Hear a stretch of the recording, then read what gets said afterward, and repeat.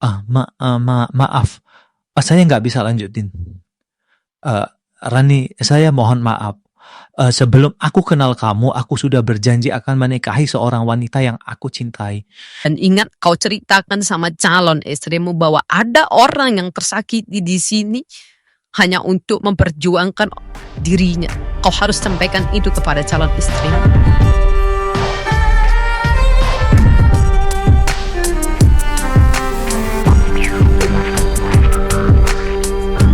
Atau gini aja lah ya, besok kita ke pesantren aja jumpain Umi. Ya sekalian kita silaturahim kan, karena kayaknya udah lama banget lah gak kesana. Semenjak tamat itu kita baru 1 atau 2 kali lah kesana. Dan sekarang ini kayaknya udah puluhan tahun itu gak kesana. Kita kesana aja yuk ngobrol sama Umi. Oh iya, bisa juga itu Kar. Besok jam berapa kita ke sana? Rani dan Karin pergi ke pesantren untuk bertemu dengan Umi dan meminta nasihat. Setelah mendengar cerita Rani, Umi menyarankan seorang pemuda bernama Haris, mantan santri di pesantrennya. Namun, Umi juga jujur mengatakan bahwa pendidikan Haris hanya sampai SMP. Awalnya Rani ragu, tetapi Umi menjelaskan bahwa Haris memiliki akhlak yang baik, agama yang kuat, dan bekerja keras sebagai penjual bakso keliling. Setelah mempertimbangkannya, Rani akhirnya mencoba menerima dan ingin mengenalnya lebih jauh. Umi kemudian menyuruh Haris malam itu berjualan di kawasan tempat Rani tinggal, meskipun itu bukan wilayah biasanya. Umi juga meminta Rani melihat sendiri bagaimana Haris bekerja dan berbicara langsung dengannya. Namun Umi tidak memberitahu Haris tentang Rani, ataupun tujuan sebenarnya ia berjualan di daerah tersebut. Assalamualaikum Kar. Waalaikumsalam. Gimana? Udah jumpa? Gimana orangnya? Udah beberapa lo lewat tukang bakso sampai aku beli bakso itu gitu banyaknya. Tapi ada sih memang orang yang dibilang sama Umi itu. Tapi kayak mana ya Kar? Orangnya udah tua kali. Ya memang dia itu datang dari daerah yang disebutkan Umi itulah. Masa sih? Kayaknya nggak mungkin lah, dan orang kata Umi aja pemuda kan, bukan orang tua. Kau tanya nggak namanya siapa? Enggak. Setiap tukang bakso itu aku tanya dia dari mana. Begitu dia jawab dari mana, ya udah enggak lanjut. Terus yang bapak tua itu tadi aku tanya dari mana, dari sana. Aku shock lah, Kar. Soalnya orangnya udah tua kali. Jadi aku mikirnya gini. Masa sih Umi ngasih pilihan seperti ini? Jadi aku ya udah langsung masuk lah, uang kembaliannya aja nggak aku ambil, aku kasihkan aja sama dia. Harusnya kan kau tanya dulu siapa namanya, sering jualan di sini apa enggak. Kan kata Umi dia itu pemuda loh. Iya ya, lupa aku Kar, saking kan aku terkejutnya lihat bapak yang itu tadi dari daerah yang sama disebutin Umi. Aduh. Ntar Kak, ntar. Itu ada tukang bakso lewat. Ntar aku telepon kau lagi ya. Bakso, Bang.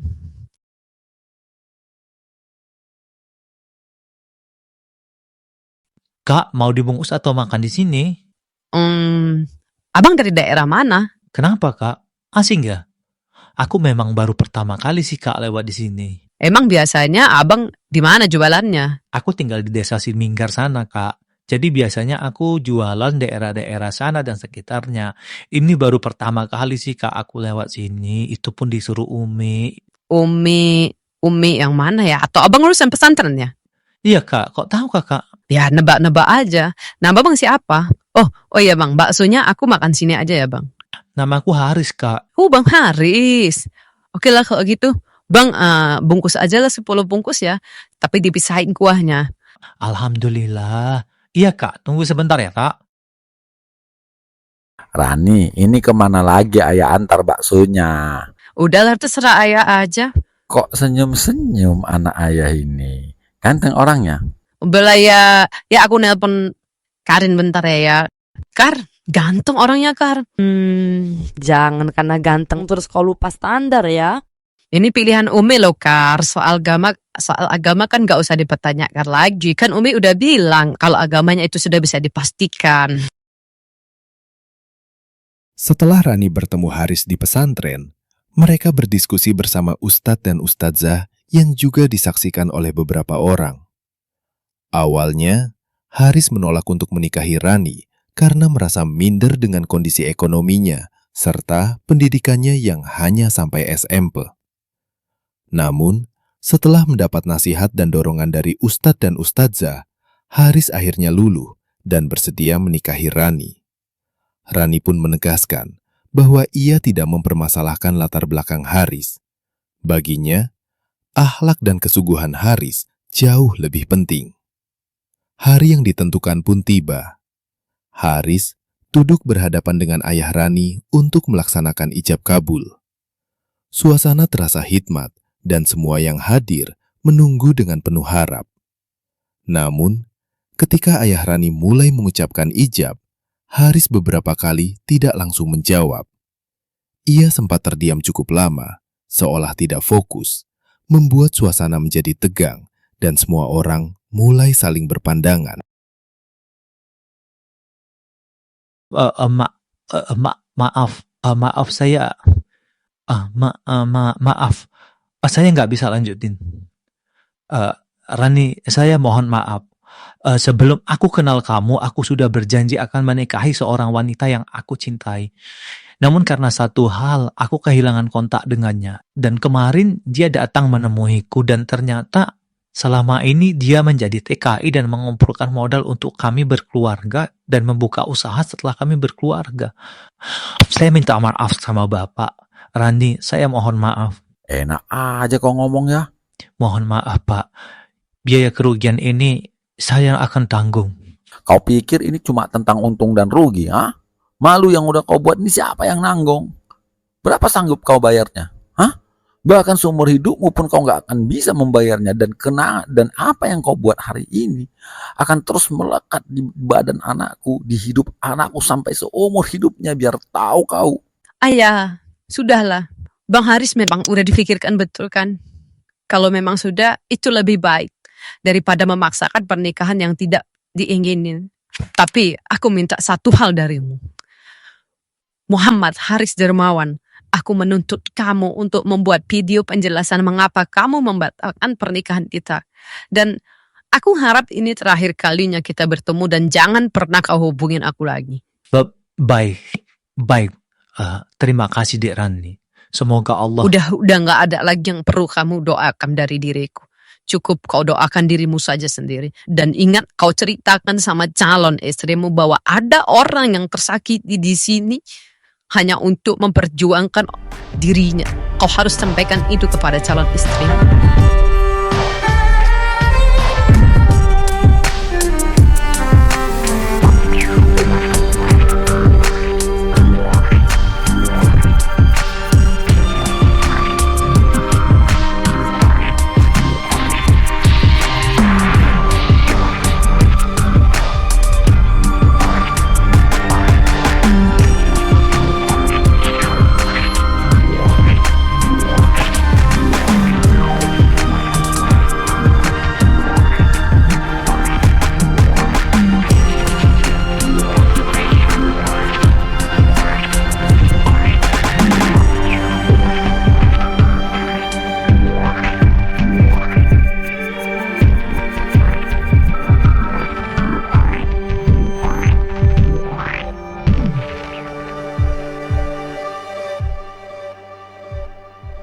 Assalamualaikum, Ibu.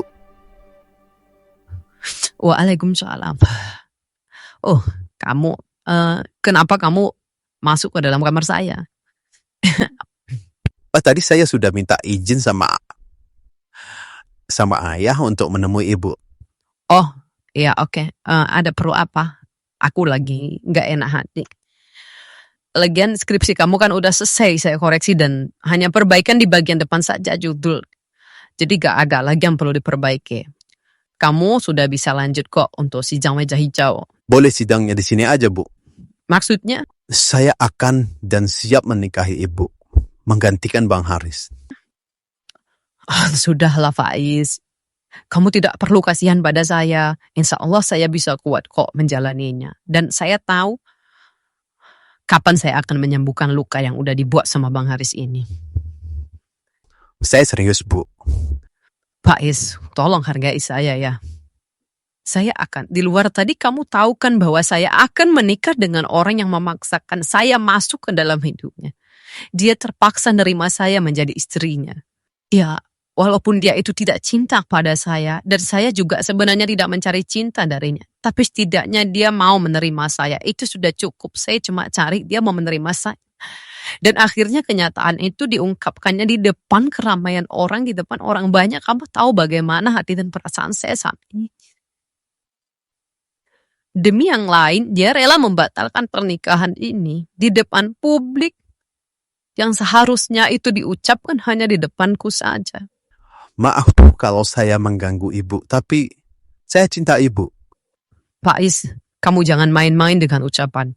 Itu tidak baik. Ibu Zahrani Khalid Lubis, saya Faizal Abdi bersumpah bahwa memang benar saya ingin menikahi Ibu Rani karena Allah. Karena Allah, Benar, Bu, karena Allah. kalau gitu, saya bertanya dulu sama ayah. Saya sudah bertanya dan beliau mengizinkan dan keputusan ada di tangan Ibu. Orang tua kamu? Mereka sudah setuju dan di luar bersama ayah Ibu, menunggu keputusan Ibu. Baiklah, saya menerima. Namun ada 2 syaratnya. Insya Allah jika saya mampu akan saya tunaikan syaratnya pada Ibu. Yang pertama, ijab kabul langsung hari ini dan saat ini. Dan yang kedua, panggil aku Dek Rane. Baiklah, saya terima syaratnya dan Ibu, maaf, Dek Rani, kita akan menikah sekarang. Ya Nabi salam alaik. Ya Rasul salam alaik.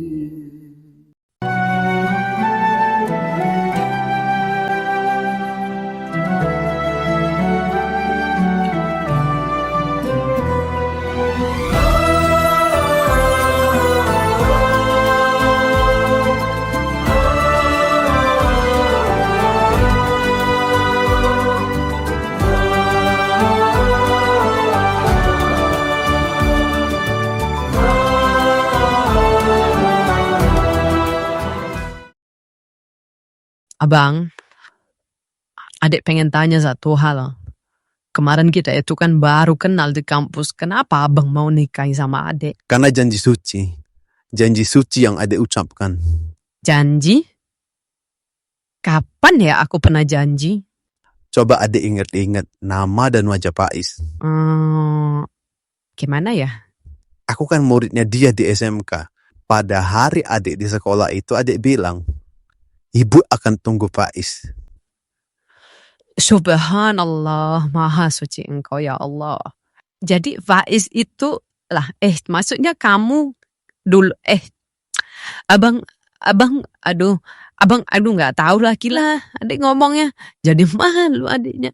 Waktu itu adik kan itu ngomong cuma ngasal aja sebenarnya, karena adik anggap itu kan omongan abang itu cuma omongan anak SMK yang lagi puber dan nggak mungkin juga kan nungguin aku yang umurnya jauh dari abang. Ya karena omongan adik itulah aku mati-matian kuliah, mati-matian belajar, dan walau belum lulus kuliah, aku itu udah diterima kerja, bahkan dapat tender lagi berkali-kali. Dan ini ingat pulpen yang adik kasih sebagai hadiah, masih abang simpan di hari terakhir adik. Aduh bang, adik jadi malu. Ya udah, yang udah berlalu. Tapi kita perlu ingat bahwa kita itu sebenarnya nggak tahu kapan, di mana, dengan siapa sih jodoh kita. Itulah rahasia Allah, rahasia terbesar Allah, dan juga pasti rahasia usaha kita. Dan ikatan kita ini terjalin akibat janji suci Zahrani dan Faiz.